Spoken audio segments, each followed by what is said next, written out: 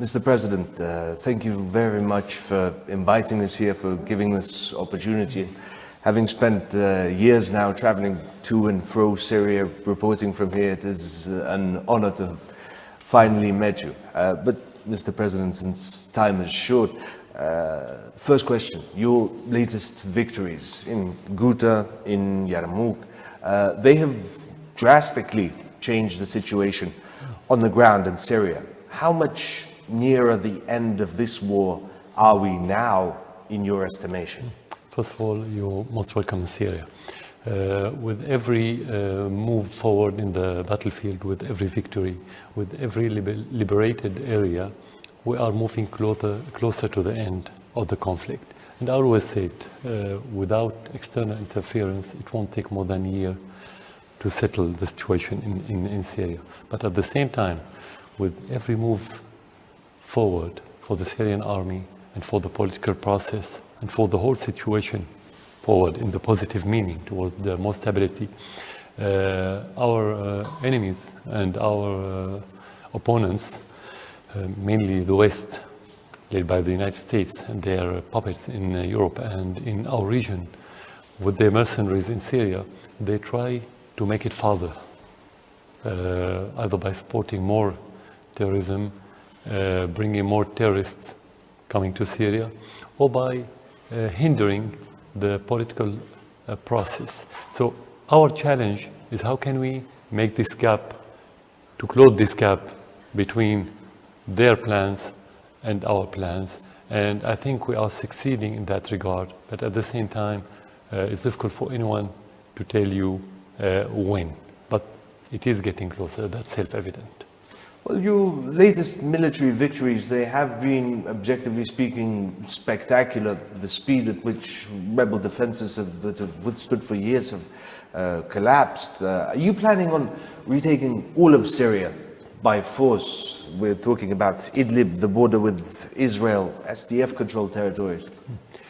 The war is the worst choice. I think every Syrian agreed upon this fact. But sometimes you only have this choice, especially when you talk about factions like Al-Qaeda, like ISIS, like Al-Nusra, and the like-minded factions. Actually, most of them have the same ideology, Jaish Islam, Dahrar Sham, and so on. They're not ready for any dialogue. They don't have any political plan. They only have this dark ideological plan, is to be like any Al-Qaeda controlled area anywhere in this world. So the only option to deal with those factions is force. At the same time, in other areas, we succeeded by implementing reconciliations, especially when the community in those different areas made pressure on those militants to leave those areas. So I think the best choice is to make reconciliation. This is our plan. But when it doesn't work, the only method to resort to is the force.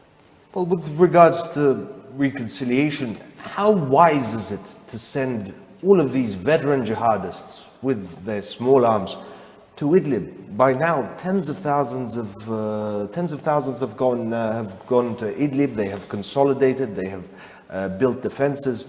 Eventually, as you say, you'll have to fight them. On the other hand, are you perhaps planning on building an area that is outside of government control? Yeah. Actually, we always say we're going to liberate every area. So it's impossible for us to intentionally leave any area on the Syrian soil outside our control as government. This is natural. And as you know, Idlib was captured by the terrorists in 2015 with this Turkish support. It was mainly captured by Al-Nusra and some other supportive factions. We started the reconciliations before that time, but every reconciliation happened after that time, after 2015. It was, I think, May 2015. Every faction wanted to leave the city or the village. They choose to go to Idlib. This is very good indication that they have the same ideology, because they choose to go to al-Nusra area, they didn't choose to go to any other area. So we didn't send people to Idlib. They wanted to go to Idlib because they have the same incubator, they have the same atmosphere, way of thinking, and so on. This one part. The other part, which is military aspect of your question, the plan of the terrorists and their masters was to distract the Syrian army by scattering the different units all over the Syrian soil, which is not good for any army.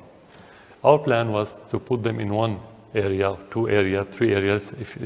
Let's say if you have 2 or 3 or 4 frontiers, better than having tens and maybe more than 100 frontiers at the same time. So militarily, it is better. They chose it, but it's better for us from the military point of view. On the other hand, talking about similar mindsets, Idlib is predominantly, the rebels there overwhelmingly are Sunni. You know, as a Sunni myself, I have a long distant relative who came to Syria to fight against you, to resist you, because he was told that you were targeting, you were killing Sunnis, and that is what many people in Idlib believe. Why is it that so many people in all these different countries, in America, in Russia, these Sunnis, these Muslims, they believe that you are oppressing them? Because the first narrative, when it started internationally, mainly in the West, of course, and within Syria, and in some mainstream media in our region and in the West, their plan was to create this rift within the society that will make things easier for them when you have such a civil war, kind of civil war between sects or ethnicities, and it failed.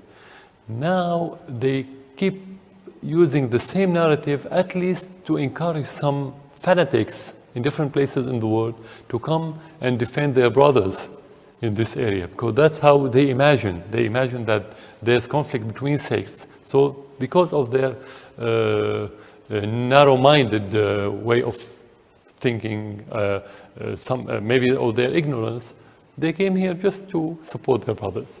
Now, if I'm going to tell you this is right or wrong, your audience doesn't know me. They don't have any idea maybe about my credibility. But I'll tell you, you know Syria very well. It's better to go and see the reality on the ground. Now, if there's such a narrative, let's say, in reality, sect killing another sect, Syria should be divided now according to sectarian line. You should come to this area under our control and see one color or a few colors of the Syrian society. You should go to the other area where you have the terrorists. You should have different colors. And the reality is not like this. Now, in Damascus, in Aleppo, in Homs, in every area under the Syrian government control, you will see every spectrum of the Syrian society, with no exceptions. So that this reality will debunk this narrative. I mean, how could they live with each other while the government is killing them according to sectarian basis? It doesn't work. Fair enough, but with regards to negotiations and reconciliation, there have been efforts to start talks to achieve a result in Geneva, in Astana. There has been limited success, but it hasn't been all that great. Now, let's be honest, you're winning. You're winning on the ground, your forces are advancing, the rebels are in retreat. Why would you negotiate with them now that they're losing? Since the very beginning, we said whenever we can save Syrian blood, we have to go forward and deal with this with any initiative, any kind of initiative, even if they have bad will. Some initiatives have bad will, but in spite of that, we dealt with. And the reality now, if you go around Syria, the reality, the results that's been embodied by the reconciliations is a proof of what I'm saying. Without this policy, without this intention of saving blood, negotiating, talking to people, we couldn't have reached these reconciliations. This is one thing. The other thing, not everyone for the government have the same basis. Some of them have ideological background, some of them for financial background. Some of them, they made mistake at the very beginning. They were forced to go in that direction and they couldn't withdraw. So you have to open the doors and you have to distinguish between different kind of people.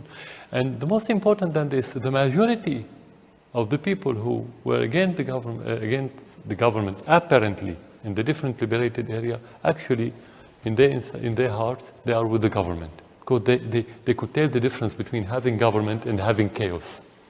Well, with regards to talks and retaking areas by force, let's take, for example, SDF-controlled territories in Deir ez-Zor. There have been clashes there between troops who were loyal to you and the SDF itself, United States partners. And the United States brought to bear force to stop troops loyal to you from taking territories. This has happened at Al-Tanf as well. How are you going to deal with the United States presence, military presence in Syria?